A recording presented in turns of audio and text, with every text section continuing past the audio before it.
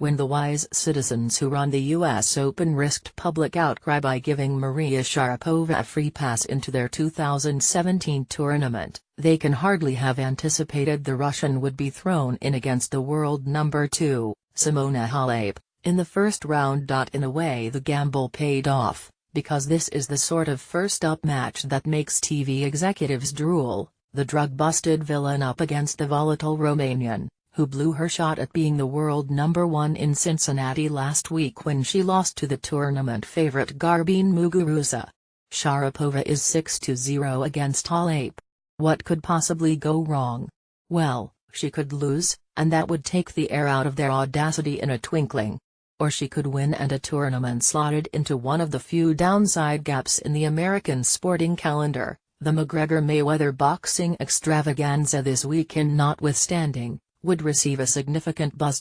Not that anyone seriously expects Sharapova, a 2006 champion here, to win her second US Open title. She is 30. She has done nothing since returning from a 15-month ban in April to suggest she can revive a career that had already shown signs of creaking before drug testers found the banned meldonium in her system at the 2016 Australian Open. She did not get into the French Open this summer. Wimbledon refused her a wild card.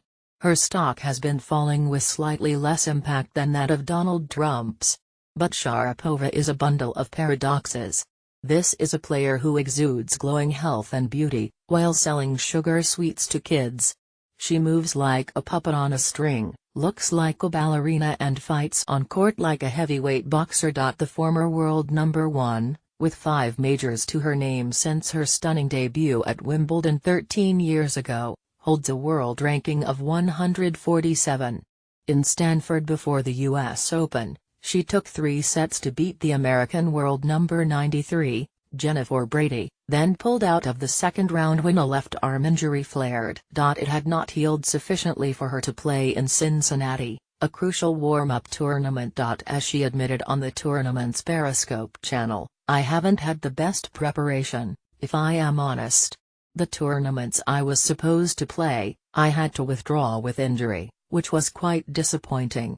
True to her penchant for massaging uncomfortable realities, she says she skipped Wimbledon, although rarely has there been a more mutually beneficial skip after the All England club slotted her into the qualifying tournament and she pulled out injured at the last minute.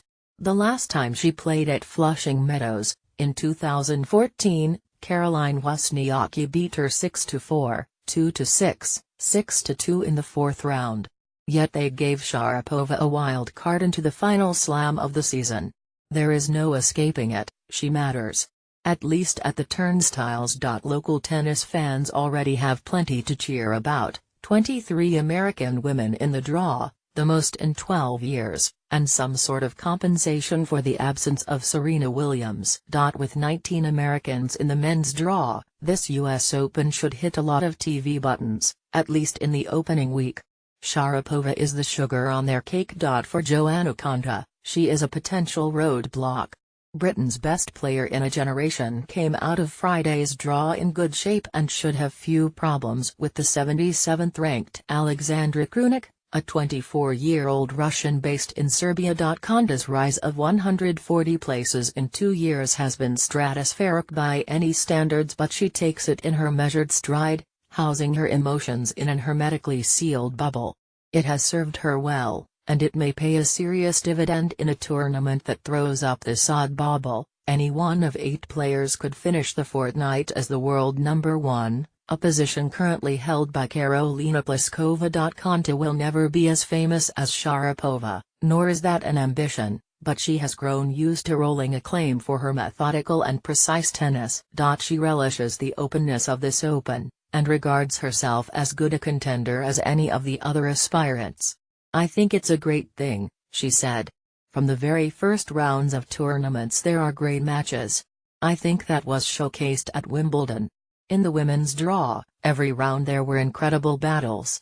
So I think that's quite exciting, knowing that when you go to watch an event, from the get-go, it will be exciting. You don't have to wait until the semis." Nor does Konta believe the absence of her sport's outstanding champion, Serena Williams, will figure in the equation. I don't think so. You have to remember these players were around alongside Serena.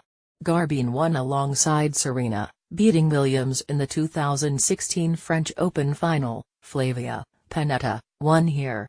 There have been champions alongside her. Obviously Serena has been a massive presence in our sport. And what she achieved in our sport might not happen again, certainly not in my lifetime. Going from where she started, her career as a teenager, it's just incredible. But I think it's like being in the men's